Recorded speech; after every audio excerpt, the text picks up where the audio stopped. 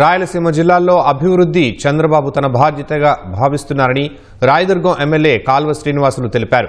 రాయలసీమ అభివృద్ధి రాయలసీమ డిక్లరేషన్ తీర్మానాన్ని మహానాడు వేదికపై ఆయన ప్రవేశపెట్టారు. గాలేరు నగరి, హంద్రీనీవా సంపూర్ణంగా ఫలితాలు ఇస్తే రాయలసీమ సస్యశ్యామలం అవుతుందని చెప్పారు.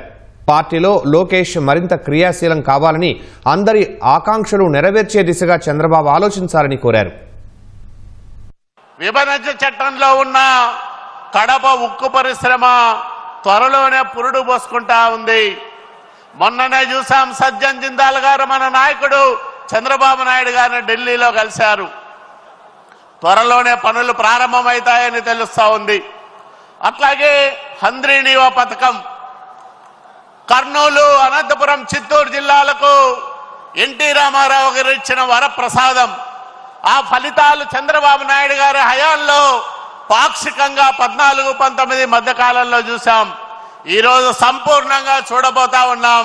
జూలై 10వ తేదీన హంద్రీనీవా 3850 క్యూసెక్కుల సామర్థ్యంతో 12 పంపులు ఆన్ చేసి మల్యాల నుంచి మరి నీటి కృష్ణా జలాలతో అత్యంత కరువు పీడిత కర్నూలు, అనంతపూర్, చిత్తూరు జిల్లాలని సస్యశ్యామలం చేయడానికి కంకణం కట్టుకున్న నాయకుడు మన నాయకుడు.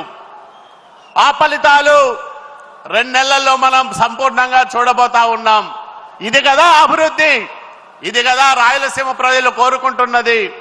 తరతరాల రాయలసీమ వెనుకబాటుతనాన్ని, ఈ ప్రాంత దారిద్ర్యాన్ని, ఈ ప్రజల అమాయకత్వాన్ని, ఈ పేదల అవసరాల్ని రాజకీయ పునాదులుగా చేసుకుని ముఖ్యమంత్రులు, మంత్రులు, మరి కేంద్ర మంత్రులు అనేక మంది అయ్యారు తప్ప ఈ రాయలసీమ దారిద్ర్యాన్ని సమూలంగా శాశ్వతంగా రూపుమాపడానికి శక్తివంతమైన చర్యలు తీసుకుంటున్న నాయకుడు చంద్రబాబు నాయుడు గారు తప్ప రెండో వ్యక్తి రాయలసీమలో ఎవరు కనిపించరని సగర్వంగా చాటి చెప్తా ఉన్నాయి మహానాడు వేదిక ద్వారా. ప్రతి కార్యకర్త ఈ రోజు నాయకుడందరూ కూడా కోలుకుంటా ఉన్నారు.